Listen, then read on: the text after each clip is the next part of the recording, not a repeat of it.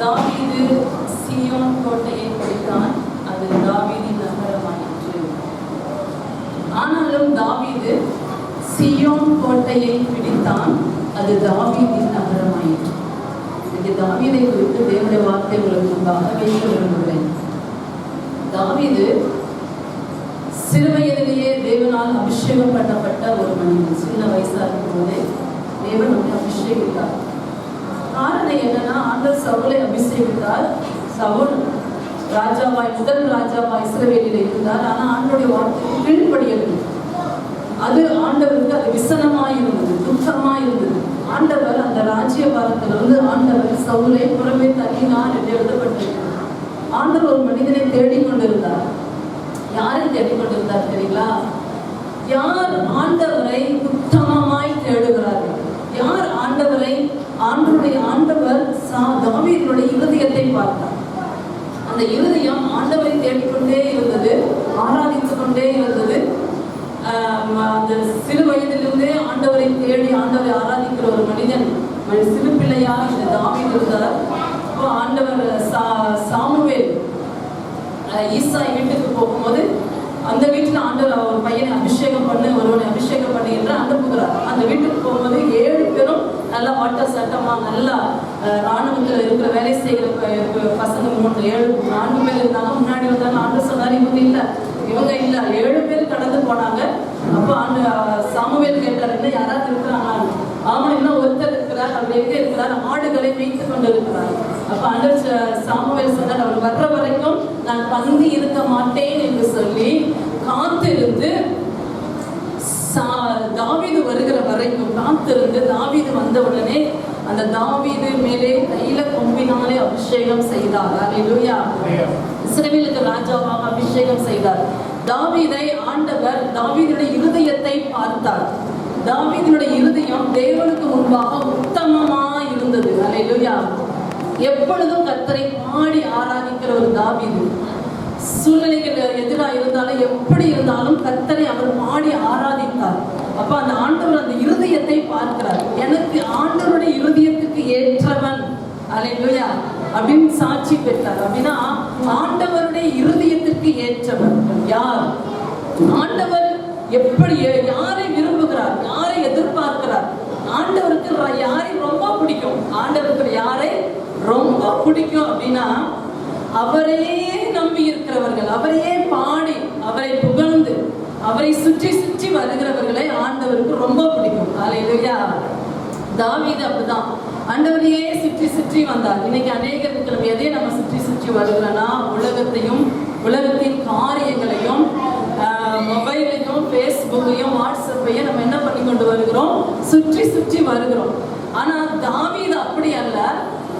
தாவீது ஆண்டவரை ஆராதிப்பதிலே ஒரு சிறந்த ஒரு வீரராக இருந்தார். பாடிக்கொண்டே இருந்தார், ஆண்டவரை ஆராதித்துக் கொண்டே இருந்தார். அதனாலதான் ஆண்டவர் சொன்னாரு, இவங்க நான் முகத்தை பார்த்து அபிஷேகம் பண்ணுகிறவர் அல்ல, இருதயத்தை பார்த்து அபிஷேகம் பண்ணுகிறவர். அல்லேலூயா. நீயோ மனுஷனுடைய முகத்தை பார்க்கிறார், நான் இருதயத்தை பார்க்கிறேன். அப்போ நம்முடைய இருதயம் எப்படிப்பட்ட இருதயம்? நான் எப்படி கர்த்தரை ஆராதிக்கிறேன், நான் எப்படி கர்த்தரை நான் தேடுகிறேன்? அதனாலதான் ஆண்டவர் தாவீதை இஸ்ரவேலுக்கு ராஜாவாய் மாற்றினார், அபிஷேகித்தார். அல்லேலூயா.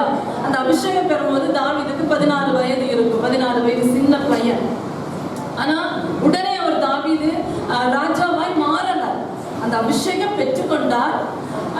அந்த அபிஷேகம் பெற்றுக்கொண்டதுக்கு அப்புறம் அவர் நாளுக்கு நாள் அதிலேயே என்ன ஆக ஆரம்பித்தார் என்றால் வளர ஆரம்பித்தார். அல்லேலூயா. ஆண்டவர் நம்ம ஒவ்வொருத்தரையும் அபிஷேகித்திருக்கிறார். உங்கள் ஒவ்வொருத்தரையும் தேவன் ராஜாக்களாய் அபிஷேகித்திருக்கிறார். இப்ப தாவீதுக்குள்ள அந்த 3 அபிஷேகம் இருந்ததா? அதாவது ராஜா ஆளுகை செய்கிற அபிஷேகம், தீர்க்க தரிசன அபிஷேகம், ஆசாரிய அபிஷேகம் தாவீதுக்குள்ளே இருந்தது. அதே போலதான் ஆண்டவர் நம்மளை அபிஷேகிக்கும் போது இந்த 3 வித அபிஷேகத்தை ஆண்டவர் நமக்கு கொடுக்கிறார். அல்லேலூயா. வெளிப்படுத்தல் 1:6 சொல்லுகிறது, அவர் நம்முடைய பாவங்களால நம்மளை கழுவி நம்மளை ராஜாக்களாய் மாற்றி இருக்கிறார். அல்லேலூயா.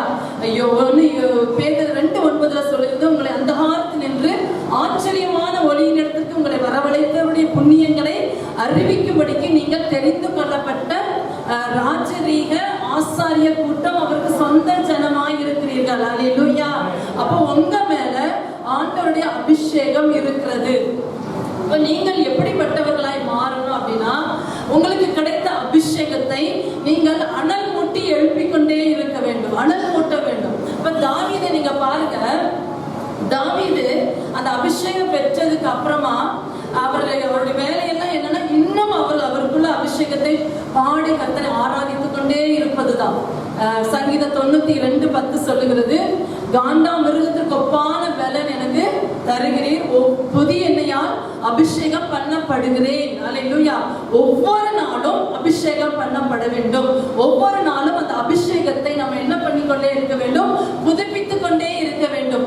எப்படி நம்ம அந்த அபிஷேகத்தை புதுப்பித்துக் கொள்வோம் என்றால், நம்ம ஜெபிக்கும் போது, ஆண்டவரை ஆராதிக்கும் போது, ஆண்டவரை நம்மை துதிக்கும் பொழுது நாம் நம்முடைய அபிஷேகத்தை என்ன பண்ணிக்கொண்டே இருப்போம், அதாவது பெற்றுக்கொண்டே புதிய அபிஷேகத்தால் புதிய எல்லையால் நாம் நிரப்பப்பட்டுக் கொண்டே இருப்போம். அல்லேலூயா. அதாவது பவுல் தீமோத்தேயுக்கு சொல்லுகிறார், உன் மேல கையை வைத்த போது வைத்த அந்த வரத்தை நீ அனல் மூட்டி எழுப்பி விடு. என்ன பண்ணணுமா, அனல் மூட்டி எழுப்ப வேண்டும். அப்ப அனல் மூட்டுவது எப்ப அப்படின்னா, நீங்க மறுபடியும் ஜெபித்து ஒவ்வொரு நாளும் ஆண்டவரை துதித்து கர்த்தரை நீங்க ஆராதித்துக்கும் பொழுதுதான் நீங்கள் அதை அந்த அபிஷேகத்தை என்ன பண்ணுகிறீங்க அப்படின்னா, அனல் மூட்டி எழுப்புகிறீர்கள். அல்லேலூயா. இன்னைக்கு நம்ம என்ன நினைக்கிறோம்னா, அபிஷேகம் கிடைச்சதுன்னு நான் பெரிய ராஜாவாய் ஆளுகை அதிகாரமுடையவர்களாய் மாறணும். தாவீதை ஆண்டவர் அபிஷேகித்தார் சாமுவேல் மூலமாக. ஆனா உடனே ராஜாவாய் மாறினாரா? இல்ல. உடனே ராஜாவாய் ராஜ பதவியில வந்தாரா? இல்ல. அவர் கிட்டத்தட்ட 14 ஆண்டுகள் அதற்காக காத்திருந்தார். அந்த 14 ஆண்டுகளும் ஆடு மேய்த்துக் கொண்டு இருக்கவில்லை. அதுக்கப்புறமா பார்க்கும்போது சவுல் ராஜா கிட்ட போய் நிற்கிறாரு. சவுலுக்குள்ள பொல்லாத ஆவி வருகிறது. ஏன் என்றால், சவுல் ராஜா தேவனுடைய வார்த்தைக்கு கீழ்ப்படியாததுனாலே, ஆண்டவருடைய புறம்பை தள்ளினால அவனுக்குள்ள ஒரு பொல்லாத ஆவி வந்தது. அப்ப தாவீது தான் அந்த கீத வாக்கியத்தை எடுத்து வாசிக்கும் போது அந்த பிசாசு அந்த சவுலை விட்டு நீங்கி போயிற்று என்று பார்க்கிறோம். அப்ப அப்படியே ஆண்டவருடைய வழி நடத்துகிறார். ஆனா பல போராட்டங்கள் தாவீது சந்திக்க வேண்டியதா இருந்தது. சவுல் ராஜா தன்னுடைய மாமனார் தாவீதை பல முறை கொல்லுவதற்கு முயற்சி செய்கிறார். கிட்டத்தட்ட ஒரு 25 முறை அவர் பாடி ஆராதிக்கும் போது அவனுக்கு நேராக அவன் மேல கொல்லணும், தாவீதை கொல்லணும்னு சொல்லிட்டு பல முறை ஈட்டியை எடுத்து அவர் என்ன பண்றாரு, தாவீதை கொல்ல நினைக்கிறார். ஆனா அதற்கெல்லாம் தாவீது விலகி போனான். கர்த்தர் தாவீதோடு கூட இருந்தார். கர்த்தர் தாவீதோடு கூட இருந்தார் என்று நம்ம வாசிக்கிறோம். அப்ப பாருங்க, பல போராட்டங்களின் வழியாக தான் தாவீது கடந்து வந்தார். அவர் நினைக்கலாம், எனக்குள்ள அபிஷேகம் இருக்குது, நான் என்னவா மாறணும், ராஜாவாய் மாறணும். அவர் நினைத்தா சவுலை ஒரு நிமிஷத்துல என்ன பண்ணி இருந்திருக்கலாம், கொன்று போட்டு இருந்திருக்கலாம். ஏன்னா பெரிய கோலியாத்தையே ஒரு சிறிய கல்லாலை கொன்று போட்ட ஒரு தாவீது, அவருக்குள்ள தேவன் இருந்தது, தேவனின் நாமத்தை குறித்த வைராக்கியம் இருந்தது, தேவனின் மேல இருந்த அபிஷேகம் தாவீதுக்குள்ள இருந்தபடியினாலே அவர் அந்த சவுலை என்ன பண்ணி இருக்கலாம், கொன்று போட்டிருக்கலாம். கொன்று போடக்கூடிய சூழ்நிலையும் வந்தது. அவர் பக்கத்துல அவனுடைய வஸ்திரத்தை கட் பண்ணக்கூடிய சூழ்நிலையும் வந்தது. ஆனாலும் தாவீது கர்த்தருக்கு பயந்தபடியினாலே, அபிஷேகம் பண்ணப்பட்டவன் மேல் நான் கை போட மாட்டேன் என்று அவனுக்குள்ள அந்த வார்த்தை இருந்தபடியினாலே சவுலை இந்த தாவீது ஒன்றுமே செய்யவில்லை என்று பார்க்கிறோம். அல்லேலூயா. அப்போ அது பல முறை துரத்துகிறார். சவுல் மாமனார், சவுல் ராஜா தாவீதை கொல்லணும் என்று சொல்லி பல முறை துரத்துகிறார். எங்க போய் ஒளிந்தாலும் பின்னாடி ஓடி வந்துடுவார். கிட்டத்தட்ட 14 ஆண்டுகள் அவர் கஷ்டத்தை தான் அனுபவித்தார். ஆனா அதன் மத்தியிலும் கர்த்தரை துதித்தார். அல்லேலூயா. அந்த ஒரு அதுல்லாம் என்கிற ஒரு கெபியில போய் ஒளிந்து கொண்டார். தாவீதோட கூட 400 பேர் வந்துட்டார். 400 பேர் சேர்ந்து கொண்டார்கள். அதாவது கடன்பட்டவர்கள், முறுமுறுக்கிறவர்கள், ஒடுக்கப்பட்டவர்கள், ஒன்றில்லாதவர்கள், இப்படி தாவீதோடு கூட சேர்ந்து கொண்டார்கள். தாவீது அதுல்லாம் என்கிற கெபியில 7 வருடங்கள் இருக்கிறார். அந்த 7 வருடங்கள் இருக்கும் பொழுதும் ஓடி, அதாவது சவுலுக்கு பயந்து, அதாவது கொல்ல முடியும், ஆனா பயந்து என்று சொன்னால் தப்பித்துக் கொள்ள, தன்னை காப்பாற்றிக் கொள்ள பல குகைகளிலே ஓடும் பொழுதும் தாவீது கர்த்தரை நோக்கி பாடினான். அல்லேலூயா. சங்கீதங்களை வாசிப்போம். சங்கீதம் 57வது சங்கீதத்தினுடைய அந்த தலைப்பை நீங்க வாசித்து பாருங்க. சங்கீதம் 57.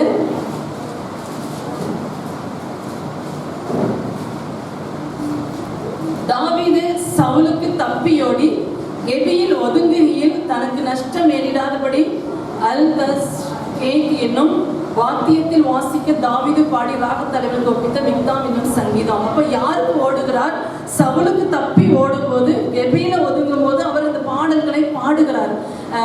56வது சங்கீதத்தின் தலைப்பை பார்த்தீங்கன்னா, பெலிஸ்தியர் தாவீதை காத்தூரில் பிடித்த போது யோனாத் ஏலா ரிகோஹிம் என்னும் வாத்தியத்தில் வாசிக்கும்படி பாடி ஒப்புவிக்கப்பட்ட தாவீதின் சங்கீதம். சவுல் தாவீதை கொல்லுவதற்காக ஏவல் ஆட்களை அனுப்பின போது, அப்படின்னா பல முறை அவனை பின்னாடி துரத்தப்படுகிற நிலைமை, அபிஷேகம் அவனுக்குள்ள இருக்கிறது. ஆனாலும் சவுல் தாவீதை துரத்தி கொண்டே போகிறார். துரத்தி கொண்டே ஒவ்வொரு கவிலையும், மலையிலையும், புகையிலையும், வெயிலையும் இந்த தாவீது கஷ்டப்படுகிறார்.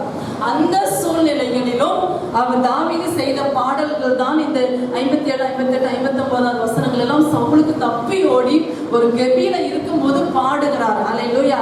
அப்படி என்றால் என்ன அப்படின்னா, நமக்கு துன்பம் வரும்போதும், நமக்கு கஷ்டம் வரும்போதும், நமக்கு பிரச்சனைகள் இருக்கும் போதும், நம்முடைய சோர்வான நேரங்களிலும் நாம் கர்த்தரை துதிக்க வேண்டும். வாய்களை திறந்து கர்த்தரை பாடி ஆராதிக்க வேண்டும். அல்லேலூயா. அதுல்லாம் என்கிற குகையில இருந்தார் என்றால் அது எதற்கு காட்டுகிறது? ஒரு பாதுகாப்பான இடத்தை காட்டுகிறது. அவர் போய் ஒரு பாதுகாப்பாய் ஒரு குகைக்குள்ள போய் ஒரு அண்டர் கிரவுண்ட் அங்க போய் நினைச்சு பாருங்க, தாவீதோட 400 பேர் எப்படி இருந்திருப்பாங்க அப்படின்னு.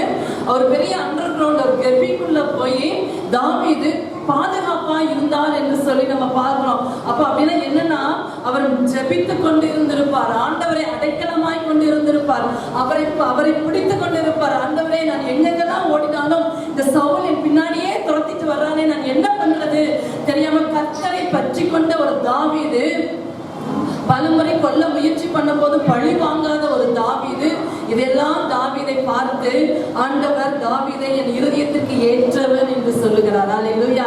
அப்ப சோர்வான நேரத்தில் நீங்கள் என்ன பண்ணணும்னா, கர்த்தரை துதிக்க வேண்டும். கஷ்டமான நேரத்தில் கர்த்தரை பாடி நீங்கள் ஆராதிக்க வேண்டும். நீங்கள் ஆராதிக்கவில்லை என்றால் உங்கள் இருதயம் இருள் அடைந்தது என்று சகோதரர் சொன்ன வசனத்தில் இருக்கிறது. உங்கள் இருதயம் எப்படி இருக்குமா? இருள் அடைந்து இருக்குமா? அந்த இருள் அடைந்த இருதயத்தை ஆண்டவருக்கு பிடிக்காது. அப்ப ஆண்டவருக்கு எந்த இருதயம் பிடிக்கும் அப்படின்னா, கர்த்தரை பாடி ஆராதிக்கிறது. அந்த துதியில அவரையே சுற்றி சுற்றி வருகிற இருதயத்தை ஆண்டவர் எனக்கு ஏற்ற இருதயம் என்று சொல்லுகிறார். அல்லேலூயா. சரி, அப்ப அவர் ஜெபித்து காத்து இப்படியே நாட்கள் 14 ஆண்டுகள் கடந்து விட்டது. இப்ப சவுலுடைய பிள்ளைகளும் ஒரு யுத்தத்துல, பெலிஸ்தியருடைய யுத்தத்துல மரித்து போனார்கள். அப்புறம் மரித்ததுக்கு அப்புறம் இனி யார் ராஜாவாய் வரணும்?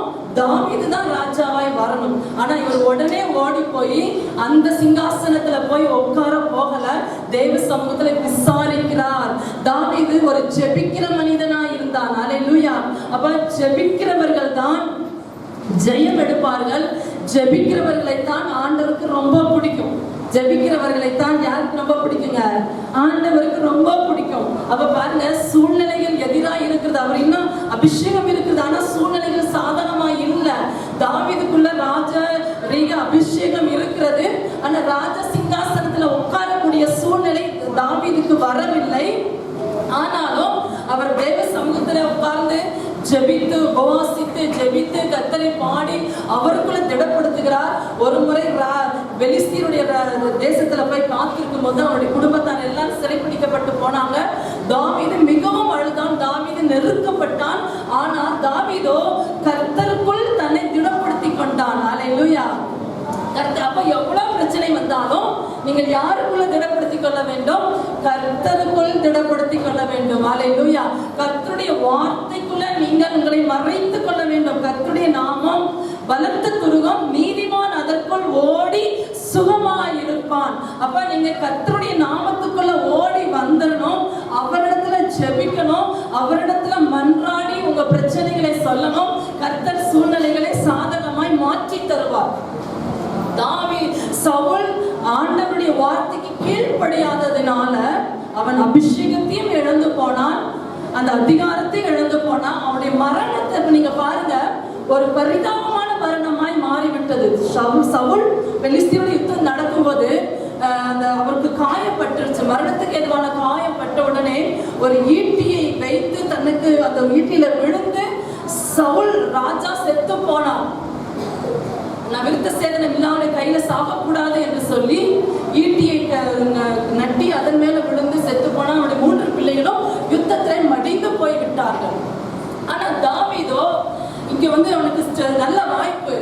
சவுல் ராஜா தான் இல்லை, எனக்கு துரத்தி பின்னாடி வந்த சவுல் ராஜா இப்ப இல்ல, இறந்து போயிட்டார். இப்ப ராஜாவாய் நான் போய் அந்த இஸ்ரவேலை என்ன பண்ணலாம், ராஜாவாய் போய் அதிகாரத்தை எடுத்துக்கொள்ளலாம் என்று சொல்லி தாவீது நினைக்கல. அவர் என்ன செய்தார்? அடுத்தது முதல்ல பெத்லகேமில் இருந்தார், அடுத்தது அதுல்லாம் என்ற கேவியில இருந்தார். அடுத்தது ஆண்டவர்கிட்ட கேட்கிறார், ஆண்டவரே நான் என்ன செய்யணும், என்ன செய்யணும்? 2 சாமுவேல் 2ஆம் அதிகாரம், 2 சாமுவேல் 2ஆம் அதிகாரத்தை நீங்க வாசித்தீங்கன்னா முதல் வசனம், பின்பு தாவீது கர்த்தரை நோக்கி நான் யூதாவின் பட்டணங்களில் ஒன்றிலே போய் இருக்கலாமா என்று விசாரித்தான், ஜெபித்தான். சொல்லுங்களா, என்ன பண்ணலாம்? அப்ப அவர் நினைத்தா நேர போய் இஸ்ரவேல் ராஜா இறந்து போயிட்டாரு, அடுத்த ராஜா நான் தான் அப்படின்னு சொல்லி அவன் போய் கேட்கல, தேவ சமூகத்திலே விசாரித்தான். ஆண்டவரே நான் யூதாவின் பட்டணத்துக்கு நான் போகலாமா என்று அவன் விசாரிக்கும் போது ஆண்டவர் சொல்கிறார் போ என்றார். அப்ப போகும்போது எவ்விடத்துக்கு போகலாம்? அப்ப மறுபடியும் ஜெபிக்கிறார். மறுபடியும் என்ன பண்றாருங்க? ஜெபிக்கிறார். மறுபடியும் ஜெபிக்கும் போது அவர் சொல்றாரு எப்ரோனுக்கு போ அப்படிங்கிறாரு. அப்ப எப்ரோனுக்கு போ அப்படிங்கும் போது தாவீது எப்ரோன், அந்த யூதாவின் பட்டணத்துல எப்ரோன் என்ற ஊருக்கு வருகிறார். அந்த எப்ரோனுக்கு வரும்போது அங்க இருக்கிற யூதா மக்கள் தாவீதை ராஜாவாக அபிஷேகம் பண்ணுகிறார்கள். இது தாவீதின் மேல விழுந்த 2வது அபிஷேகம். பாருங்க, அங்க போறாரு. 4வது வசனம், அப்பொழுது யூதாவின் மனுஷர் வந்து அங்கே தாவீதை யூதா வம்சத்தாரின் மேல் ராஜாவாக அபிஷேகம் பண்ணினார்கள். அல்லேலூயா. அதுல ஒரு கோத்திரத்தார், யூதா கோத்திரத்தார் மட்டும் தாவீதை ஏற்றுக்கொண்டார்கள். இப்போ எப்ரோனுக்கு வந்து தாவீது 7 வருஷம் அரசாட்சி செய்கிறார். யூதா கோத்திரத்துக்கு ராஜாவா இருக்கிறார். அல்லேலூயா. ஜெபிக்கிற ஒரு மனிதன் ஆண்டவருக்கு ரொம்ப பிடிக்கும். ஜெபிக்கிறவர்கள் ஆண்டவருக்கு ரொம்ப பிடிக்கும். ஆண்டவர் அதனால்தான் சொல்றாரு, தாவீதை என் இருதயத்திற்கு ஏற்றவன் என்று எதை கேட்டாலும் ஆண்டவரை விசாரித்து செய்கிறவன். ஒவ்வொரு யுத்தத்துக்கு போகும்போதும் தாவீது கர்த்தரிடத்துல விசாரித்தான், கர்த்தரிடத்துல ஜெபித்தான், கேட்டான், அதன்படி ஆண்டவருடைய சத்தத்தை கேட்டு அதன்படி செய்தான் என்று வேதத்துல எழுதப்பட்டிருக்கிறது. அல்லேலூயா. நீங்க போய் 1 சாமுவேல் 2 சாமுவேல் நீங்க வாசித்து பாருங்க, மிகவும் அருமையாய் ஆண்டவருடைய வார்த்தை எழுதப்பட்டிருக்கிறது. அடுத்தது பார்க்கிறோம் 3வது அபிஷேகத்தாய் 5ஆம் அதிகாரத்துல 5ஆம் அதிகாரம் 3வது வசனத்தை வாசித்தீங்கன்னா, இஸ்ரவேலின் மூப்பர் எல்லாரும் எப்ரோனிலே ராஜாவினிடத்தில் வந்தார்கள். தாவீது ராஜா எப்ரோனிலே கர்த்தருக்கு முன்பாக அவர்களோடு உடன்படிக்கை பண்ணின பின்பு அவர்கள் தாவீதை இஸ்ரவேலின் மேல் ராஜாவாக அபிஷேகம் பண்ணினார்கள். அல்லேலூயா. உங்களுக்குள்ள அபிஷேகம் இருந்தா ஆண்டவர் உங்களை படிப்படியாய் உயர்த்துவார். அல்லேலூயா. எடுத்தோட நம்ம மேல வந்துடணும் நம்ம நினைக்க கூடாது. போராட்டங்கள் வரும், பிரச்சனைகள் வரும், உங்களுக்கு எதிராக உங்க குடும்பத்தாரே எதிராக எழும்புவாங்க. ஆனா அதன் மத்தியிலும் நீங்கள் கர்த்தரை துதித்து ஆராதித்து ஆண்டவரிடத்துல விசாரித்து பொறுமையாய் நீங்கள் காத்திருந்து பழி வாங்காதபடிக்கு நீங்கள் இருந்தீர்களானால் உங்களை தேடி இஸ்ரவேலின் ராஜாக்கள், அந்த அதிபதிகள் எப்படி தாவீது கிட்ட வந்தார்களோ உங்களை தேடி வருவார்கள். இங்க வந்து சொல்றாங்க, தாவீதினிடத்துல வந்து சொல்றாங்க, நீங்க தான் நாங்கள் உங்களுடைய எலும்பும் உடைய மாமிசமும் ஆனவர்கள் என்று சொல்லி இஸ்ரவேலின் மேல் ராஜாவாய் அபிஷேகம் செய்தார்கள். அல்லேலூயா. இப்போ 16 வயதிலே அபிஷேகம் பெற்ற தாவீது அந்த இஸ்ரவேல் முழு இஸ்ரவேலுக்கே எல்லா கோத்திரத்தார், முதல்ல ஒரு கோத்திரத்தார் மட்டும் யூதா தேசத்துல மட்டும் 7 வருஷம் 6 மாதங்கள் அவர் ராஜ்யபாரம் செய்தார். அப்புறம் 33 வருஷம் முழு இஸ்ரவேல் தேசத்தையும் ஆட்சி செய்தார். மொத்தம் 40 ஆண்டுகள் தாவீது இஸ்ரவேலின் மேல் ராஜாவாக இருந்தார். அல்லேலூயா. இங்கே நம்ம பார்க்கிறோம், அங்க இஸ்ரவேல் தேச முழுவதும் ஜனங்கள் வந்து அவரை ராஜாவாக அபிஷேகம் செய்தார். ராஜாவாகும் போது 30 வயதா இருந்தான். அவன் 40 வருஷம் ராஜ்யபாரம் பண்ணினான். இப்போ அவர் ராஜ்யபாரம் பண்ணி வரும்போது மெயினா எந்த இடத்தை பிடிக்கணும் அப்படின்னா, சீயோன் கோட்டை, எருசலேமில் இருக்கிற சீயோன் கோட்டையை பிடிக்க வேண்டும். அப்போ அந்த அபிஷேகத்துக்கு ஒரு நோக்கம் உண்டு. உங்கள் ஒவ்வொருத்தர் மேலையும் ஆண்டவர் தம்முடைய அபிஷேகத்தை வைத்திருக்கிறார். அந்த அபிஷேகத்திற்கு ஒரு நோக்கம் இருக்கிறது, அந்த அபிஷேகத்திற்கு ஒரு இலக்கு இருக்கிறது. அந்த அபிஷேகமே நம்ம இன்னும் பெற்றுக்கொள்ள இல்லை என்றால் நம்ம புறக்கணிக்கப்பட்டு போவோம். ஆண்டவருடைய பார்வையிலே நம்ம வந்து ஆண்டவரை நம்மளுக்கு ஆண்டவர் நம்மளை பார்த்தா பிடிக்காது. ஆண்டவருடைய இருதயத்திற்கு நம்ம ஏற்றவர்களாய் மாறணும்னு சொன்னா நாம் அபிஷேகத்தை வாஞ்சிக்க வேண்டும். அல்லேலூயா. அபிஷேகத்தை பெற்றுக்கொள்ள வேண்டும். அந்த அபிஷேகத்துக்காக நம்முடைய அந்த இலக்கை நோக்கி ஓட வேண்டும்.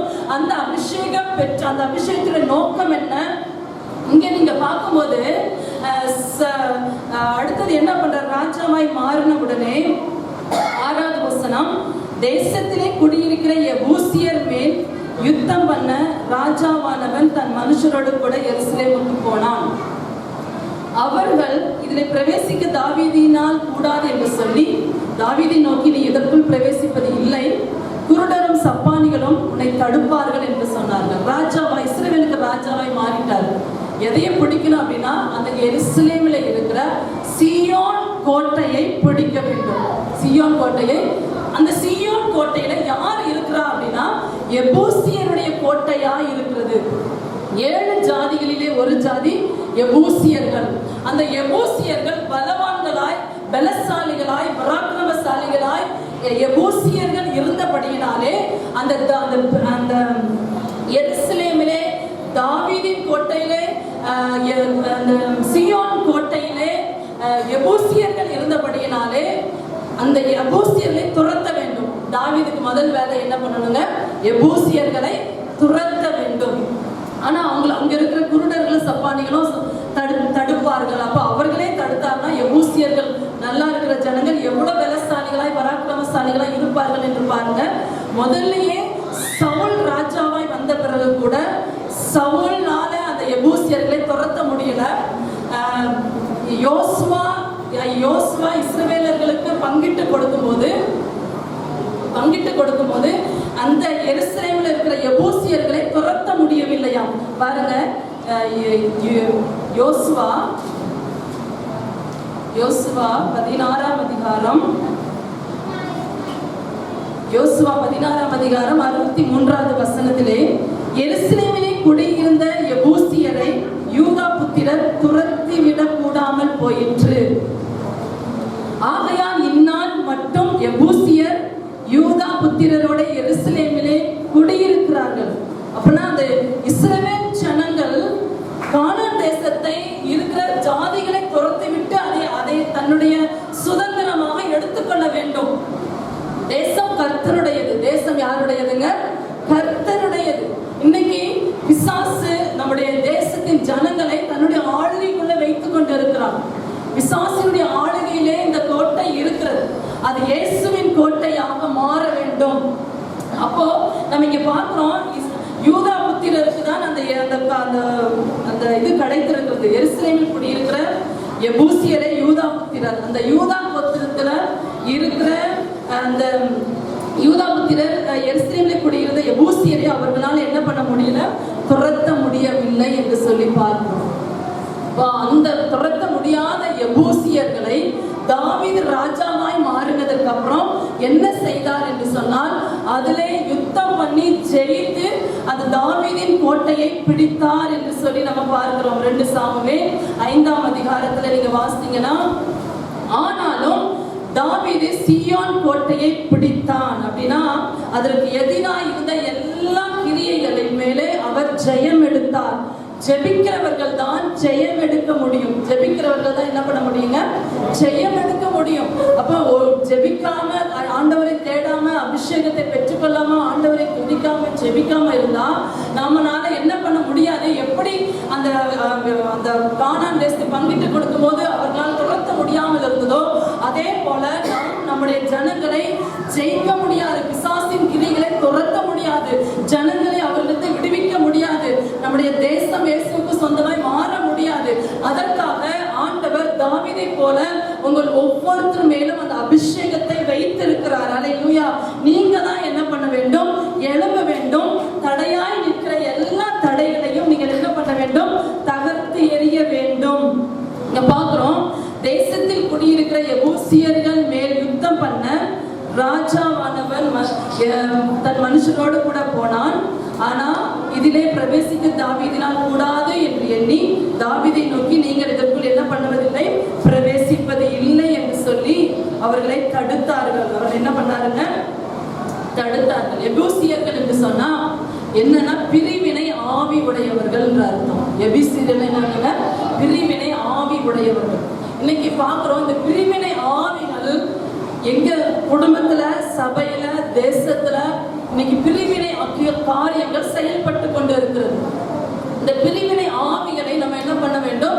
துரத்த வேண்டும். இன்னைக்கு குடும்பத்துக்குள்ளாக பிரிவினை உண்டு பண்ணுகிறவர்கள், பிரிவினையை கொண்டு வருகிறவர்கள், அதாவது வசனம் சொல்கிறது, நீதிமொழிகள் ஒரு வசனம், சகோதரருக்குள்ளே விரோதத்தை உண்டு பண்ணுகிறதை ஆண்டவர் அருவருக்கிறார்.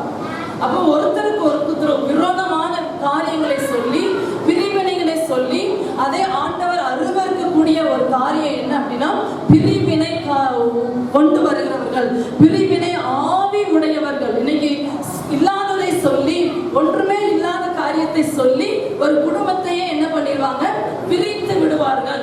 அப்படிப்பட்ட பிரிவினை ஆவி உடையவர்களை தாவீது என்ன பண்ணினார்னா துரத்தி அடித்தார். அந்த சியோன் கோட்டையிலே அந்த எபூசியர்கள் அப்படி அந்த கோட்டையை தனக்கென்று பிடித்து வைத்துக் கொண்டிருந்தார்கள். அப்ப அந்த பிரிவினை ஆவிகளை துரத்தப்பட வேண்டும்.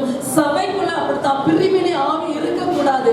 ஒருத்தருக்கு ஒருத்தர் ஐக்கியம் உடையவர்களாக, ஒருமனம் உடையவர்களாக, நாம் ஒருத்தருக்கு ஒருத்தரை விசாரிக்கிறவர்களாய், ஒருத்தருக்கு ஒருத்தர் ஜெபிக்கிறவர்களாய் இருக்க வேண்டும். இன்னைக்கு ஒருத்தரை பற்றி ஒருத்தர் பேசுவதில் இன்னைக்கு ரொம்ப பிரியமா இருக்கிறாங்க. அவங்களோட ஒருத்தரோட குறைய சொல்லிட்டா அதை கேட்கறதுக்கு அவங்களுக்கு ரொம்ப பிரியம். வசனத்தை கேட்கறாங்களோ இல்லையோ, ஒருத்தருடைய குறைய கேட்கறதுக்கு ரொம்ப கவனமா கேட்பாங்க. அப்படியெல்லாம் இருக்கா? அப்படியா? அந்த குடும்பத்துல அந்த மாதிரியா? அவங்க இப்படிப்பட்டவங்களா? அப்படின்னு சொல்லி நம்ம கேட்கறதுக்கு நம்ம என்ன பண்ணுகிறோம்? காது கொடுத்து கேட்கிறோம். ஆனா அவர்களுக்காக ஜெபிக்க முன் வந்திருக்கிறோமா? அவர்களுக்கு அந்த குடும்ப பிரச்சனை மாறணும்னு சொல்லி நம்ம ஜெபித்திருக்கிறோமா? அந்த பிரிவினை மாறணும்னு சொல்லி ஜெபித்திருக்கிறோமா என்றால் இல்ல. அந்த குடும்பத்துல இருக்கிற அந்த பிசாசின் கட்டுகள் உடைக்கப்பட வேண்டும் என்று சொல்லி பாரத்தோடு நம்ம ஜெபிக்கும் பொழுது அந்த பிசாசின் அந்த பிரிவினை ஆவிகள் துரத்தப்படும். அல்லேலூயா. இன்னைக்கு குடும்பத்துல பிரிவினை இருக்கக்கூடாது. ஏன்னா வசனம் சொல்கிறது, 2 பேர் ஒருமனப்பட்டா அங்க ஆண்டவர் வாசம் செய்கிறார். சபைக்குள்ள ஒருமனம் இருக்கணும். ஆதி திருச்சபையில ஒருமனப்பட்டு வீடுகள் தோறும் கூடினார்கள். அவருடைய இருதயம் ஒரே இருதயமா இருந்தது, அவருடைய மனம் ஒரே மனமா இருந்தது. ஆனா இன்னைக்கு பாருங்க, ஒருத்தருக்கு ஒருத்தர் குறைகளை சொல்லிக்கொண்டு, ஒருத்தர் விரோதத்தை சொல்லிக்கொண்டு, அதுக்கு அங்க யார் கிரிய செய்வா அப்படின்னு சொன்னா பிசாசு கிரிய செய்வான். 4 மாடு ஒன்றா மேய்ந்து கொண்டிருந்ததாம். ஒரு சிங்கம் வந்ததுதான். அந்த சிங்கம் வந்தப்ப அந்த 4 மாடுகளும் ஒன்றா சேர்ந்து அதை முட்டி தள்ளணும்னா அந்த சிங்கம் போய் தோற்று போய் உட்காந்துருச்சா சோகமா. அந்த வழியை ஒரு நரி சொல்லிச்சான், ஏன் சிங்கம் அண்ணன் உட்காந்துட்டு இருக்கிறீங்க சோகமா, கன்னத்துல கை வைத்து. அந்த சிங்கம் சொல்லிச்சான், நான் அந்த மாடு கிட்ட போன 4 மாடு முட்டி தள்ளிடுச்சு. அந்த நரி சொல்லிச்சான், கொஞ்சம் பொறுமையா இருங்க, நாளைக்கு பார்க்கலாம், நாளைக்கு நீங்க அந்த வழியா வாங்கன்னு சொல்லிச்சான். அப்ப அந்த நரி ஒரு மாட்டுக்கிட்ட போய் சொல்லிச்சான், காதுல போய் சொல்லிச்சான், ஒன்றுமே இல்லைன்னு சொல்லிச்சான். அப்புறம் அது போயிடுச்சு. அப்ப மற்ற 3 மாடுகளும் கேட்டுச்சு, அந்த நரி உங்ககிட்ட என்ன சொல்லிச்சு? ஒண்ணு இல்லைன்னு சொன்னா மற்ற 3 மாடுகளுக்கு பயங்கர கோபம். ஏதோ சொல்லிருக்குது, என்னை மறைக்கிறது, என்ன சொல்றது, ஒண்ணு இல்லைன்னு சொல்லிட்டு போகுது. அந்த அப்படின்னா அது இப்ப தனியா போயிடுச்சா, அந்த சிங்கம் அன்னைக்கு அடிச்சுட்டு போயிடுச்சு. அடுத்தது இன்னொரு மாடு சொல்லிச்சா, என்ன அதுன்னு சொல்லிச்சா, ஒண்ணுமே இருக்காது, பிரச்சனையே இருக்காது. ஆனா ஒன்று இல்லைன்னு சொல்லி 4 மாடுகள் என்ன ஆயிடுச்சுன்னா பிரிந்து போய் அந்த சிங்கம் அடிச்சுட்டு போறதுக்கு வழி வகுக்குது. அதுதான் இன்னைக்கு குடும்பங்கள்ல ஒண்ணுமே இருக்காது, ஒரு பிரச்சனை இருக்காது. ஆனா அதையும் ஊதி பெருசு பண்ணி அந்த குடும்பத்தையே உடைத்து ஒன்று இல்லாமல் பண்ணி பிசாசு அந்த கோட்டை பண்ணி உட்கார்ற அளவுக்கு இன்னைக்கு குடும்பங்கள்ல, சபைகள்ல பிரிவினை ஆவிகள் கிரியை செய்து கொண்டிருக்கிறது. அந்த பிரிவினை ஆவி என்ன பண்ணப்பட வேண்டும் என்றால் துரத்தப்பட வேண்டும். ஹல்லேலூயா. அடுத்தது என்ன அங்க கிரியை செய்தது என்றால் குருடர்கள் வந்து சொன்னாங்களாம், தாவீது உள்ள வர முடியாது என்று சொல்லி. இந்த குருடர்கள் என்ன என்று சொன்னால் அப்படின்னா, வசனத்தை கேட்டும் வசனத்தை அறிந்து கொள்ளாதவர்கள் தான் குருடர்களாக இருக்கிறார்கள். வசனத்தை, சுவிசேஷத்தின் ஒளி அவருடைய கண்களை, பிசாசானவன், இப்பிரபஞ்சத்தின் தேவனானவன் அவன் கண்களை என்ன பண்ணி வைத்திருக்கிறான்? குருடாக்கி வைத்திருக்கிறான். வசனம் தெரிஞ்சிட்டு எனக்கு வசனமே தெரியலைன்னு சொன்னா நீங்களாம் யார் அப்படின்னா குருடர்களா இருக்கிறீங்க. உங்களுக்கு தெரியும், வசனம் தெரியும், பரலோகத்துக்கு போகக்கூடிய சத்தியம் தெரியும். அந்த சத்தியம் தெரிந்தும் நீங்கள் அதை ஏற்றுக்கொள்ளவில்லை, அதை நீங்கள் அறியவில்லை என்று சொன்னால் நீங்கள் யாரா இருக்கிறீர்கள்? குருடர்களா இருக்கிறார். இன்னைக்கு அநேகர் எப்படி இருக்கிறாங்க அப்படின்னா குருடர்களா இருக்கிறாங்க. அந்த குருட்டு தன்மை மாற வேண்டும். அதாவது கண்டும் காணாதவர்களை போல இருப்பது, கண்டும் காணாதவர், கேட்டும் கேளாதவர்களை போல இருக்கிறது தான் குருட்டு தன்மை உடையவர்கள். அப்படிப்பட்ட அந்த குருட்டு தன்மை நம்ம குடும்பத்துல, தேசத்துல என்ன பண்ண வேண்டும்? மாற வேண்டும். லவோதிக்கியா சபையை பார்த்து சொல்றார், இந்த சபையை குருடர்கள் என்று சொல்லுகிறார். ஏன் அப்படி சொல்றாரு அப்படின்னா, அவங்க அனலும் இல்லாம குளிரும் இல்லாம இருக்கிறாங்க. ஒண்ணு அனலா இருந்தாலும் பரவாயில்ல, குளிரா இருந்தாலும் பரவாயில்ல, வெதுவெதுப்பா இருக்கிறவர்கள் குருடர்களா இருக்கிறார்கள். அந்த சபையை பற்றி சொல்லி, அந்த சபை பரலோகத்திற்கு போகாது. அப்போ ஆண்டவர் யாரை விரும்புகிறார் என்று சொன்னா, தேவன் அபிஷேகத்தை யார் வாஞ்சிக்கிறார்களோ அவர்களுக்கு ஆண்டவரை ரொம்ப பிடிக்கும். யார் ஆண்டவரிடத்துல விசாரிக்கிறார்களோ அவர்களுக்கு ஆண்டவரை ரொம்ப பிடிக்கும். இங்க பார்க்கிறோம், அந்த அனலும் இல்லாம குளிரும் இல்லாம இருக்கிறவங்க எல்லாம் குருடர்களா இருப்பாங்க. இன்னைக்கு சபையில அநேகர் அப்படித்தான். அபிஷேகத்தை வாஞ்சிப்பது இல்லை, அபிஷேகம் பெற்றுக்கொள்ளணும், நான் ஆண்டவருக்குள்ள அனலாய் மாறணும், ஆண்டவருக்குள்ள நான் வளரணும், அந்த ஆவியை நான் பெற்றுக்கொள்ளணும், அபிஷேகத்தை பெற்றுக்கொள்ளணும் என்ற அந்த வாஞ்சை யாருக்குள்ள இருக்கிறதோ அவர்கள் தேசத்தை ஜெயிப்பார்கள், அவர்கள் ஆத்துமாக்களை ஜெயிப்பார்கள், அவர்கள் அந்த பிசாசுடைய கோட்டையை தகர்த்து எறிவார்கள். அல்லேலூயா. அந்த அபிஷேகத்தை நீங்கள் வாஞ்சிக்க வேண்டும், அபிஷேகத்தை பெற்றுக்கொள்ளணும், அதை நீங்கள் அதிலே நீங்கள் வளர வேண்டும். அடுத்தது யார் தடுத்தார்கள் என்று சொன்னால் சப்பானிகள். சப்பானிகள் யார் அப்படின்னா ஜெபிக்காதவர்கள் தான் சப்பானிகள். யாருங்க? ஜெபிக்காதவர்கள். யார் நம்ம சபைக்கு வருகிறோம்? ஜெபம் என்பது ஒரு ஆயுதம். ஜெபம் என்பது ஒரு ஆயுதம். ஜெபம் என்பது ஒரு விமான படை போல. ஒரு யுத்தம் வந்தோடனே உடனே எப்படி ஒரு விமானம் படை எப்படி வீரர்கள் எழுப்பி அந்த யுத்தத்தை எடுத்து நடத்துகிறார்களோ அது போல ஜெபம் நம்முடைய ஜெபமாய் மாறணும். நம்ம 1 மணி நேரம் கூட நம்ம ஜெபிக்கலன்னு சொன்னா அவர்கள் யார் என்றால் ஆவிக்குரிய விதத்திலே அவர்கள் சப்பானிகளா இருக்கிறாங்க. ஆண்டவருக்காக ஒரு காரியத்தையும் செய்யவில்லை என்றால் அவர்கள் ஆவிக்குரிய ஜீவியத்திலே அவர்கள் சப்பானிகளா இருக்கிறார்கள். சுவிசேஷத்திற்காக ஓடாதவர்கள் யார் என்றால் அவர்கள் ஆவிக்குரிய நிலைமையில சப்பானிகளா இருக்கிறார்கள். குறை சொல்லுகிறவர்கள் ஆவிக்குரிய ஜீவியத்திலே சப்பானிகளா இருக்கிறார். 38 வருஷம் நடக்க முடியாத அந்த மனிதன் பெதஸ்தா குளத்துல இயேசு சந்திக்கிறார். இயேசு கேட்கிறார், சுகமாக விரும்புகிறாயா? அவன் ஆமான் என்று சொல்லியிருக்கணும். அவன் சொல்ற, ஆண்டவரே யார் எனக்கு கொண்டு போய் விடறார், எனக்கு உதவி செய்யறது யாருமே இல்லை, எனக்கு நான் போறதுக்கு முன்னாடி இன்னொருத்தர் வந்துடுறார். அப்போ அவ்வளவு காரியங்கள் ஏன் சொல்லணும்? குறை சொல்லுகிறவர்கள், ஒருத்தரை பற்றி குறை சொல்லுகிறவர்கள் அவர்கள் ஆவிக்குரிய ஜீவியத்திலே சப்பானிகளா இருக்கிறார்கள். எப்படி இருக்கிறாங்க?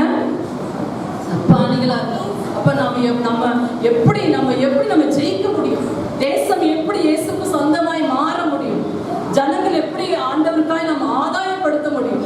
ஆனா தாவீது அந்த அபிஷேகம் ராஜாவாய் மாறின உடனே அவன் செய்த முதல் காரியம், அந்த கோட்டையை, அந்த சீயோன் கோட்டையை, தேவன் விரும்புகிற, வாசம் பண்ணுகிற, தேவன் தெரிந்து கொண்ட அந்த இடத்தை, அங்க இருக்கிற எபூசியர்களை அவன் துரத்தினான். அந்த பிரிவினை ஆவிகளை அவன் துரத்தினான். குருடர்களையும் சப்பானிகளையும் அந்த தாவீது துரத்திட்டு அந்த பட்டணத்தை, அந்த சீயோன் கோட்டையை, எருசலேமில் இருக்கிற சீயோன் கோட்டையை அவன் பிடித்தான் என்று சொல்லி பார்க்கிறோம். அல்லேலூயா. பிடித்தான். பிடித்தது மட்டுமல்ல, அது யாருடைய நகரமாய் மாறிற்று? தாவீதின் நகரமாய் மாறிற்று. அல்லேலூயா. அதற்காக தான் தேவன் உங்களையும் என்னையும் தெரிந்து கொண்டிருக்கிறார். நீங்க இருக்கிற பட்டணம் அது ஆண்டவருக்கு சொந்தமாய் மாறணும். இதுவரைக்கும் ரட்சிக்கப்படாத உங்க கணவர் தேவனுக்கு சொந்தமாய் மாறணும். அவர்களால் தேவனால் தெரிந்து கொள்ளப்பட்ட பிள்ளைகள். அவர்கள் சீயோன் குமாரர்கள், சீயோன் குமாரத்திகளாய் இருக்கிறாங்க. அவர்களை ஆண்டவருக்கு சொந்தமாய் நீங்கள் மாற்றணும்னு சொன்னா, ஆண்டவர் அந்த தாவீது மேல இருக்கிற அந்த அபிஷேகத்தை நீங்கள் என்ன பண்ணணும்? பெற்றுக்கொள்ள வேண்டும், வாஞ்சிக்க வேண்டும். அதுல நீங்க வளரணும், யுத்தம் பண்ணி ஜெயிக்கணும், விசாரிக்கணும், ஆண்டவர் சமூகத்துல போராடி ஜெயிக்க வேண்டும். அல்லேலூயா. விசாரிக்கிற ஒரு தேவ மனிதன் தான் தாவீதா இருந்தான். யுத்தம் பண்ணினான். அந்த பட்டணம், அந்த தேசம், அந்த கோட்டை, பிசாசின் ஆளுகளை இருந்த எபூசியினுடைய கோட்டை தாவீதின் கோட்டையாய் மாறினது, சியோன் கோட்டையாய் மாறினது, அதற்கு தாவீதின் நகரமாய் மாறினது. அல்லேலூயா. இந்த தேசத்தை குறித்த பாரம் உங்களுக்கு இருக்கணும். என் ஜனங்கள் இருளுக்குள்ள இருக்கிறாங்களே, பிசாசின் ஆதிக்கத்துக்குள்ள இருக்கிறாங்களே, விக்கிரகத்தின் ஆளுகைக்குள்ள இருக்கிறார்களே, அவர்கள் ரட்சிக்கப்பட வேண்டும். அவர்கள் ஆண்டவருக்குள்ள வரணும். அவர்கள் ஆண்டவருடைய பிள்ளைகளாய் மாறணும். அவர்கள் தேவனுடைய நகரமாய் மாறணும். தேவன் வாசம் பண்ணுகிற இடமாய் மாறணும் அப்படின்னு சொல்லிட்டு உங்களுக்குள்ள அந்த வாஞ்சை இருக்கணும். அப்படிப்பட்டவர்களை தான் ஆண்டவர் விரும்புகிறார். என் இருதயத்திற்கு ஏற்றவன் என்று சொல்லுகிறார். தாவீதுடைய பெயர் தான் கடைசி வரைக்கும் வந்திருக்குது. நீங்க பாத்தீங்கன்னா எனக்கு தெரியாது ஏன் தாவீதை ஆண்டவர் இவ்வளவு தூரம் உயர்த்தினார். தாவீதின் வேர் என்று இயேசு கிறிஸ்து தாவீதின் குமாரன் என்று அழைக்கப்பட்டார். நீங்க மத்தேயு 1:1 பாத்தீங்கன்னா ஆபிரகாமின் குமாரன் ஆகி அப்புறம் டக்குனு யார் குமாரன் வந்துருவாரு? தாவீதின் குமாரன் என்று அழைக்கப்பட்டார். தாவீதினால அவருக்கு ஒரு பெரிய ஒரு இன்ஸ்பிரேஷன், ஒரு ஆண்டவருக்குள்ள ஒரு பெரிய சந்தோஷமே வந்துருது. தாவீது தவறு செய்தான், இல்லை என்று சொல்லல. ஆனா அந்த தவறுக்காக அவர் அழுது மன்னிப்பு கேட்டு தண்டனையை பெற்றுக்கொண்டு அதுக்குரிய தண்டனையெல்லாம் ஒரு பக்கம் போய்கொண்டிருந்தாலும் அந்த இருதயம் தாவீதை ஆண்டவர் சொல்ற தாவீது ஆளுகைக்கு வந்ததுக்கு அப்புறம் முதல் காரியம் என்ன செய்தா தெரியுங்களா? தேவனுடைய பெட்டி எங்க என்று தேடினான். அல்லேலூயா. அந்த இருதயத்தை ஆண்டவர் பார்க்கிறார். நீங்க எப்படி உங்க இருதயம் எதை சார்ந்து கொண்டு இருக்கிறது? ராஜாவாய் வந்ததுக்கு அப்புறம் முதல்ல அந்த தாவீது சியோன் கோட்டை பிடித்தான். அந்த அரசாங்கம் வந்தது, ஒரு இன்னொரு யுத்தம் வந்தது, சொல்ல நேரமாயிருச்சு. ஆனா தாவீது வந்து அரசாங்கத்துல உட்கார்ந்து அதற்கு அப்புறம் முதல் வேலையே தேவனுடைய பெட்டியை தேடுவதுதான். ஆனா சவுல் ராஜாவா இருந்த போதோ தேவனுடைய பெட்டியை தேடவில்லை. தேவனுடைய பெட்டி எங்க இருக்குன்னே தெரியல. அந்த தேவனுடைய பெட்டி என்பது ஆண்டவருடைய பிரசன்னத்தை காட்டுகிறது. அல்லேலூயா. அப்ப அவர் ராஜாவா இருந்தாலும் அவருடைய இருதயம் எல்லாம் தேவ பிரசன்னம். தேவ பிரசன்னம் எங்க? தேவ சமூகம் எங்க? தேவன் எங்க வாசம் பண்ணுகிறார்? அந்த பெட்டியை எடுத்துக்கொண்டு வருவதற்கு தான் அவர் அவ்வளவு முயற்சிகளை எடுத்தார். அல்லேலூயா. ஆண்டவருக்காய் பாடுகிறதுக்கு, ஆலயத்தை கட்டுவதற்கு வாஞ்சித்தார். அது எவ்வளவு ஒரு பிரியம் பாருங்க. தாவீது ராஜாவாய் வந்ததுக்கு அப்புறம் ஒரு வீட்டை கட்டினார். ஆனா அவருக்குள்ள வாஞ்சினா இவ்வளவு பெரிய சந்தன மரக்கட்டையில வீடு கட்டி வச்சிருக்கிறேனே, என் தேவனுடைய பெட்டியோ கூடாரத்துக்குள்ள இருக்கிறதே. அப்ப அந்த ஆண்டவர் அந்த இருதயத்தை பார்க்கிறார். அப்ப அந்த இருதயத்தை பார்த்து அப்ப ஆண்டவர் அந்த காத்துங்கிற தீர்க்கதரிசி கிட்ட சொல்றாரு, நான் போய் நாத்தான் தீர்க்கதரிசி கிட்ட சொல்றாரு, நான் ஆண்டவருக்காக ஆலயத்தை கட்டணும்னு. அவர் சொல்றாரு, நீ கட்டுப்பாடு. ஆனா ஆண்டவர் சொல்லிட்டாரு, இவர் நிறைய யுத்தம் பண்ணி ரத்தம் சிந்தினபடியினாலே தாவீது என் வீட்டை கட்ட மாட்டான், அவனுடைய குமாரனாகிய சாலமோன் தான் கட்டுவான். ஆனா அதற்காக தாவீதோ சரி சாலமோன் வருவாரு, சாலமோன் ராஜாவாய் அவர் ஆலயத்தை கட்டணும்னு நினைக்கல, என்னை கட்ட முடியாதுன்னு சொல்லிட்டாருன்னு தாவீது சோர்ந்து போகல. அந்த சூழ்நிலையிலையும் தாவீது என்ன செய்தான் என்றால், ஆலயத்தை கட்டக்கூடிய என்னென்ன பொருட்கள் தேவைப்பட்டதோ பல டன் தங்கம், வெள்ளி, அந்த பொருட்கள், இரும்பு, மரம், வெண்கலம், என்னென்னலாம் செய்ய சித்திரம் தீர்த்தப்பட்ட முடியுமோ எல்லாவற்றையும் சேகரித்து வைத்தான். அல்லேலூயா. அந்த இருதயத்தை தேவன் பார்த்தார். அல்லேலூயா. அந்த இருதயத்தை பார்த்த என்ன நம்முடைய இருதயம் ஆண்டவருக்கு பிரியம். ஆண்டவர் என்னை பார்த்து சொல்லணும், இவன் எனக்கு பிரியமானது, எனக்கு என்னுடைய சித்தமானதை எல்லாம் அவன் செய்கிறான். அல்லேலூயா. அந்த காரியத்தை ஆண்டவருக்காக நம்ம தேடணும். இந்த தாவீதை கண்டாலே ஆண்டவருக்கு ரொம்ப பிடிக்கும். அதனாலதான் ஆண்டவர் தாவீதின் குமாரன் என்று அழைக்கப்பட்டார். தாவீதின் பேர் அந்த வெளிப்படுத்தல் கடைசி வரைக்கும் தாவீதின் பெயர் தான். வெளிப்படுத்தல் புஸ்தகத்திலே யார் பெயர் இருக்கு? பழைய ஏற்பாட்டுல ஒருத்தருடைய பெயர் கூட வரல. தாவீதின் பேர் என்று அழைக்கப்பட்டார். தாவீதின் யூதா கோத்திரத்து சிங்கம், தாவீதின் பேர் என்று இயேசு கிறிஸ்து அழைக்கப்பட்டார். அப்போ நீங்க ஆண்டவரையே நீங்க சுத்தி வந்தீங்கன்னா ஆண்டவர் உங்களை எட்டாத உயரத்துல கொண்டு போய் நிறுத்துவார். அல்லேலூயா. மேலான இடத்துல கொண்டு போய் நிறுத்துவார்.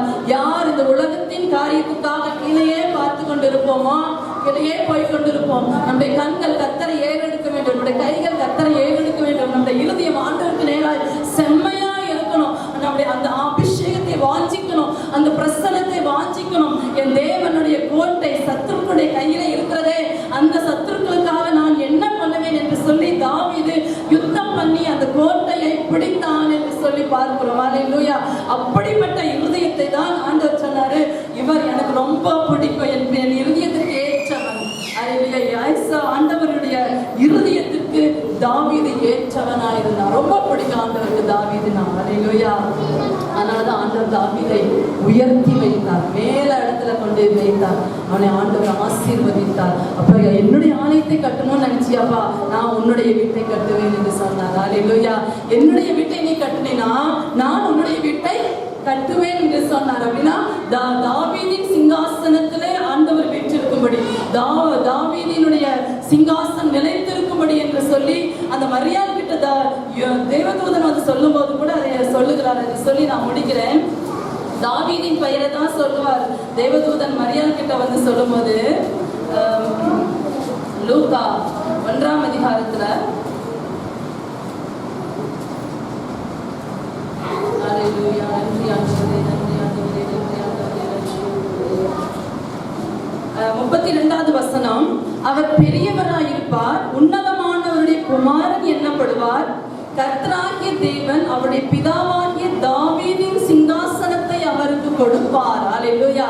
தாவீதின் சிங்காசனத்தை கர்த்தர் இயேசுவுக்கு கொடுப்பார் என்று எழுதப்பட்டிருக்கிறது. அல்லேலூயா. தாவீதின் குமாரன் என்று அழைக்கப்பட்டவர், தாவீதின் வேர் என்று அழைக்கப்பட்டவர், அந்த சிங்காசனத்தில் ஆளுகை செய்யும்படியாக அது இயேசு கிறிஸ்து இந்த உலகத்திற்கு வந்தார். எவ்வளவு பெரிய மேன்மை பார்த்தீங்களா? எவ்வளவு பெரிய மேன்மை, எவ்வளவு பெரிய உயர்வு பார்த்தீங்களா? இதெல்லாம் யாருக்கு கொடுக்கிறாருன்னா அவரையே சுற்றி சுற்றி வரணும். சொல்லுங்களேன், அவரையே சுற்றி சுற்றி வரணும். என்ன சோதனைகள் வரும், பிரச்சனைகள் வரும், போராட்டம் வரும், கஷ்டம் வரும், யுத்தங்கள் வரும், உங்களுக்கு விரோதமாய் அநேகர் எழுப்புவாங்க, குடும்பத்தாரே எழுப்புவாங்க. என்ன ஒன்று ஒருவேளை சாப்பிட்றதுக்கு ஒண்ணு இல்லாம இருக்கலாம், பசியா இருக்கலாம், கஷ்டத்துல இருக்கலாம். ஆனா உங்களோட இருதயம் எல்லாம் யாரை சுற்றி சுற்றி வரணும் தெரியுங்களா? இயேசுவை சுற்றி சுற்றி வரணும். ஆண்டவரை துதிப்பதற்கு உங்கள் இருதயம் எப்பொழுதும் ஆயத்தமா இருக்கணும். ஆண்டவரத்தில் விசாரிப்பதற்கு, ஜெபிப்பதற்கு, உபவாசிப்பதற்கு, யுத்தம் பண்ணுவதற்கு உங்கள் இருதயம் எப்பொழுதும் ஆயத்தமா இருந்தா ஆண்டவர் உங்களுக்குன்னு ஒரு நோக்கத்தை வச்சிருப்பார். பாத்தீங்களா? அந்த நோக்கத்தை உங்களை கொண்டே நிறைவேற்றுவார். ஆமென். அல்லேலூயா. ஏதோ ஆலயத்துக்கு வந்த போறதுக்கு மட்டும் இல்லைங்க, உங்களை கொண்டு உங்கள் பட்டணம், உங்கள் தெரு அசைக்கப்பட வேண்டும். அங்க இருக்கிற பிசாசின் கோட்டைகள் தகர்க்கப்பட வேண்டும். அது இயேசுவின் கோட்டையாய் மாற வேண்டும். அது உங்களுடைய பெயர் போட்டு உங்களுடைய கோட்டையாய் மாறணும். இயேசுவின் ஆளுகை அங்க வரணும். அந்த அபிஷேகத்தை ஆண்டவர் உங்கள் ஒவ்வொருத்தருக்கும் கொடுத்திருக்கிறார். அதையே நீங்க இழந்து போய் விடக்கூடாது. அதையே நீங்க கீழ்ப்படியாமல் நிர்விசாரமா அந்த உலகத்துல என்ன கிடைக்கும், உலகத்தை பார்த்து உலகத்தின் பொருட்களுக்காக அந்த அபிஷேகத்தை நம்ம இழந்து போகக்கூடாது. அல்லேலூயா. நம்ம எல்லாரும் எழுந்து நின்று நம்ம ஜெபிப்போம், அர்ப்பணிப்போம்.